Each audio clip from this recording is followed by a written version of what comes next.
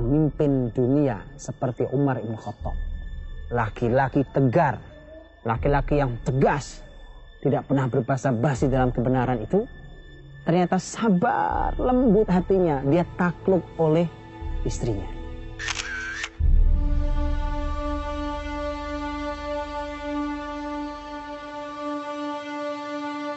Mari kita lihat sebuah kisah yang ini dikisahkan, dinukilkan di dalam kitab yang ditulis oleh Asy-Syablanji Al-Misri dalam kitabnya Nurul Absar, dan juga Hasyiyah Al-Bujairimi. Dikisahkan bahwa ada seorang laki-laki yang datang ke rumah Umar bin Khattab radhiyallahu anhu, mau menemui khalifah dan mau mengadu tentang istrinya yang sangat cerewet, istrinya yang seringkali marah-marah.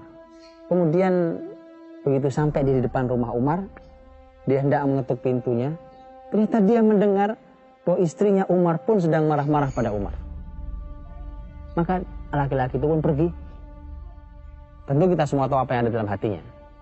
Dan inilah yang nanti diungkapkan ketika Umar keluar dari pintu rumahnya, kemudian mengejar laki-laki itu dan mengatakan, saudaraku, nampaknya kau perlu dengan saya.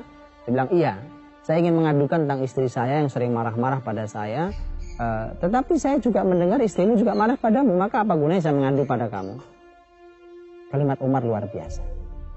Ini pelajaran mahal buat para ibu, buat para wanita. Kalimat ini menarik sekali. Umar mengatakan, fa innaha tabakhah li ta'ami wa khabbazah li khubzi wa ghassalah li thawbi wa radda'ah li waladi. Ada 4. Mengapa saya sabar terhadap istri saya? Karena dialah yang memasakkan makanan saya. Dialah yang membuatkan, mengadoni sampai memasakkan roti saya.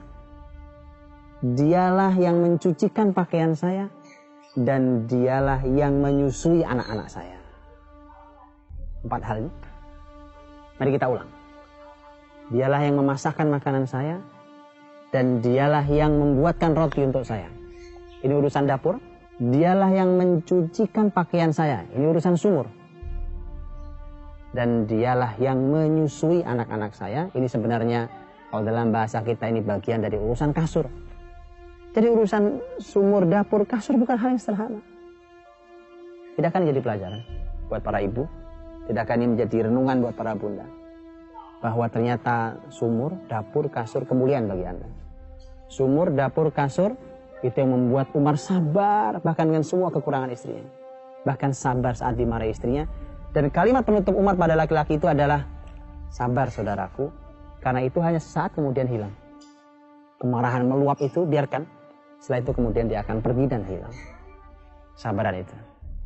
Dan berapa banyak hari ini laki-laki, apalagi dia memimpin kepala rumah tangganya, kemudian ketika melihat kesalahan istrinya atau istrinya yang marah, maka dia lebih marah dari itu semua. Kalau sudah begitu, yang ini marah, yang ini api, ini keluar apinya, apa yang terjadi? Api membakar rumah itu.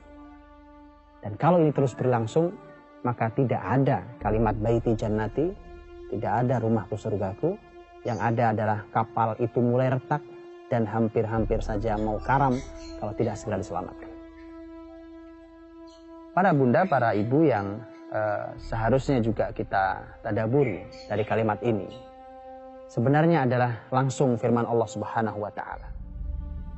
Melihat ayat ini, mentadaburi ayat ini, sebenarnya kita khawatir sekali karena ayat ini adalah ayat yang sangat sering kita tolak. Ketika Allah berfirman dengan sangat jelas di dalam surat Al-Ahzab ayat 33. Allah berfirman, waqarna fi buyutikun wala tabarrajna tabarrujal jahiliyatil ula.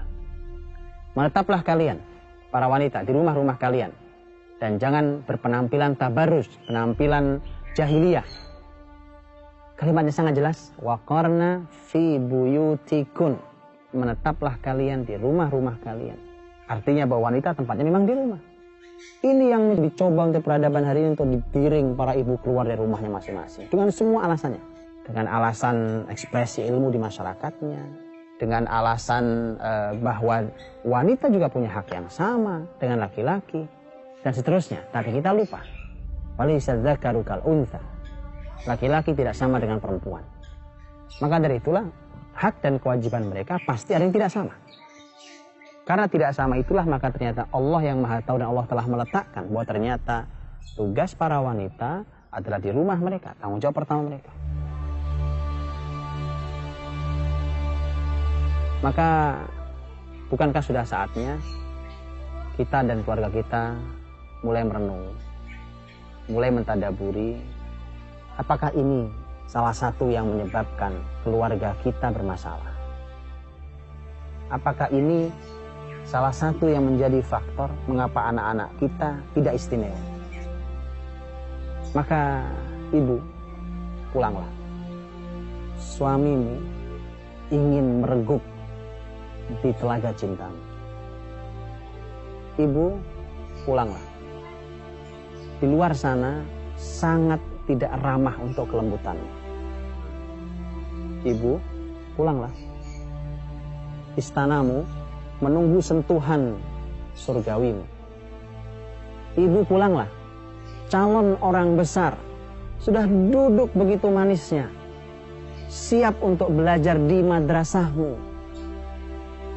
Ibu, pulanglah.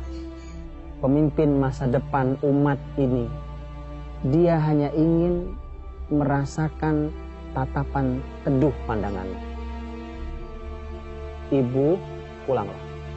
Karena Allah yang memerintahkan para ibu untuk pulang. Ibu, pulang sebelum semuanya terlambat.